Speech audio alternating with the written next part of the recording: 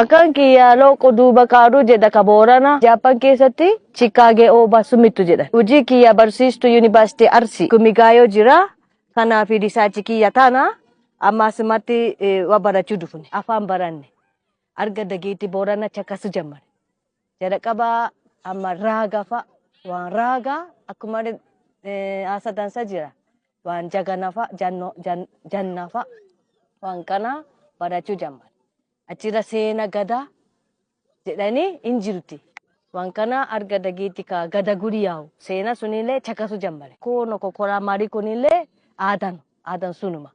Amma akka buruchu naga midhaasu. Kagariin dallana kagarii lola. Kagarii horii saama. Kagarii bishaan saama. Akkasiin isaa finiitti walii diduu hin danda'a. Guyyaa cufu naga hin qabdu. Nama jechuun akkanaani yoo naga hin jirre akkam waan kanatti imaanoo dhufte achirraa walumaan yaade sudeessu seena qabdi sababii qabdi. Sababii kana irratti aadaa kana mokkolee achirraa waggaa hedduu waggaa 200, 300, 500, 400 waggaa hedduu hojjechaa turte agammatu jiru. Waan suni aadaa jedha. Lafti amma gugurdoon akka Ameerikaa, Biriteen kucummaan kabeetta durii aadaa hin qabne. Amma aadaa kanaa deebi'uu jirti. Gara aadaa kan gamuu jirti. Sababu waan aadaa kanaatti irra qabee nama jajjabeessuu jira. Boorana keessa filannoo jirti.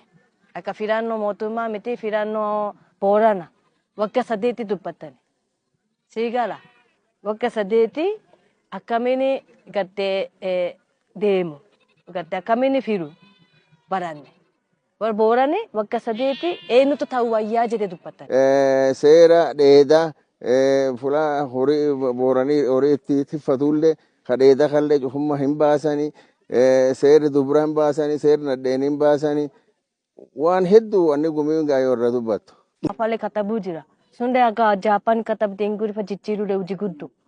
Akkasiin tallee Boorana bicha amma Arsiilee jira hin jenne Arsiilee akkasii kitaaba barbaadan kitaaba ta'uu barbaadan sunde sadarkaa hedduu jirti. Kanaaf namni afaan Boorana dubbisuu danda'a. Afaan Oromoo dubbisuu hin danda'a. Dubbiste sanumaan dubbisuu hin danda'a. Garuu ingilifaallee jijjiirachuu jira. Turgumullee hin jira. Turgumi sun namni addunyaallee dubbisuu hin danda'amaa jira. Booranii ammoo kan aadaa ofii qaba. Aadaa guddoo sun qabu aadaa dhibii gaminni finni sirkaala fa'a finni karaa imanoota fa'a. Kanammoo ani yoo sila Boorana ka gorsi taate Booranii akka aadaa ofii sun jabeeffate seeruu fi ka gumiin gaayoo baasii sun jabeeffate guyyaa'u irra jirtii fi akkasidha.